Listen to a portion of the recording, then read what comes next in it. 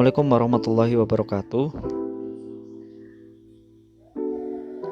Kami dari kelompok 12 akan mempresentasikan hasil diskusi dari kelompok kami. Perkenalkan, saya Budi Laksono. Selanjutnya ada Husna Azizah, dan ketiga ada Halimatus Sadiah.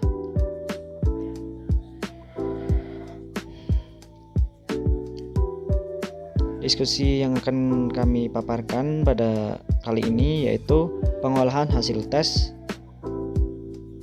yang merupakan pengolahan PAN atau penilaian acuan norma. Pengertian dari penilaian acuan norma merupakan penilaian yang dilakukan dengan mengacu pada norma kelompok membandingkan hasil belajar siswa terhadap hasil belajar siswa lain dalam kelompoknya. Tujuan dari penilaian acuan norma ini merupakan untuk membedakan peserta didik atas kelompok-kelompok tingkat kemampuan mulai dari yang terendah sampai dengan yang tertinggi. Kriteria penyusunan penilaian acuan norma. 1. Tidak ditekankan untuk mengukur penampilan yang eksak dari behavioral objectives.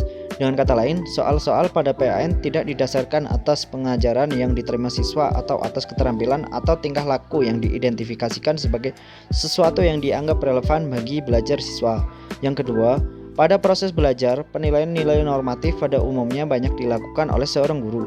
Yang ketiga, penekanan dalam penilaian untuk proses belajar seseorang mengacu pada ketentuan atau norma yang berlaku di sekolah. Yang keempat, seorang guru dapat menggunakan acuan normatif nasional. Ciri-ciri dari acuan penilaian norma. 1.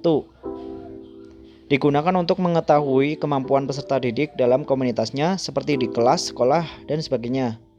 Menggunakan kriteria yang bersifat relatif. Yang ketiga, nilai hasil dari penilaian acuan normatif digunakan untuk menunjukkan kedudukan peserta didik atau peringkatnya dalam komunitasnya atau kelompoknya.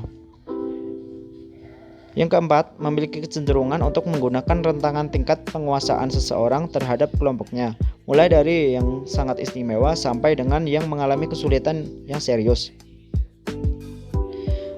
Kelebihan dari PAN dapat membuat guru bersifat positif dalam memperlakukan siswa sebagai individu yang unik. Hasil PAN merupakan informasi yang baik tentang kedudukan siswa dalam kelompoknya. PAN dapat digunakan untuk menyeleksi calon siswa yang dites secara ketat, dapat mengukur dan menilai secara maksimal, dapat membedakan kemampuan setiap peserta didik yang pintar dengan yang kurang pintar, efektif untuk menguji yang bersifat seleksi tujuan tertentu, dapat digunakan untuk menilai ranah kognitif, afektif, dan psikomotor. Kekurangan dari penilaian acuan norma. Sedikit menyebutkan kompetensi siswa, apa yang mereka ketahui dan dapat mereka lakukan. Tidak adil karena peringkat siswa tidak hanya tergantung pada tingkatan prestasi, tetapi juga atas prestasi siswa lain. Tidak dapat diandalkan siswa yang gagal sekarang mungkin dapat lulus tahun berikutnya. Kurang meningkatkan kualitas hasil belajar. Kurang praktis karena harus menghitung rata-rata. Tidak dapat dijadikan ukuran dalam menilai keberhasilan pengajaran. Teknik dan prosedur pengolahan skor dengan PAN dalam Microsoft Excel seperti berikut. Seperti contohnya kelas 12 IPS SMA 1 Kota Blitar.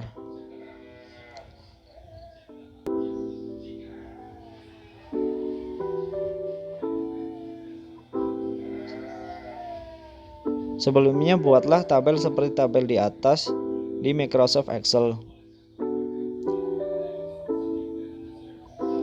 Kemudian, buat kolom skor rata-rata, min, dan standar deviasi, nilai PAN dan kriteria PAN sebagai berikut.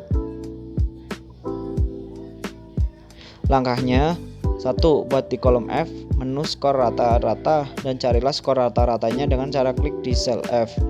Titik 2 sama dengan average, dalam kurung C2, titik 2 E2. Kemudian tarik titik kotak pojok sampai F11. Mencari min dari skor rata. Rumusnya seperti ini. Yang ketiga, mencari standar deviasi. Rumusnya juga sudah tersedia seperti ini. Yang keempat, setelah membuat kolom PAN di G1, diolah skor tersebut dengan PAN dengan ketentuan berikut. Rumusnya sudah tersedia. seperti ini. Selanjutnya, adapun langkahnya seperti adalah klik pada sel G2 dengan rumus seperti ini. Kemudian tarik titik kotak pojok sel G2 sampai G11. Yang kedua, untuk kriteria PAN, misalnya lulus, nilai C remedi, nilai kurang dari C. Adapun langkahnya seperti ini, dengan menggunakan rumus seperti ini. Kemudian tarik titik kotak pojok sel H2 sampai H11. Berikut tadi adalah hasil dari diskusi kami. Apabila ada kekurangan mohon maaf. Wabillahi taufiq wal hidayah. Wassalamualaikum warahmatullahi wabarakatuh. Terima kasih.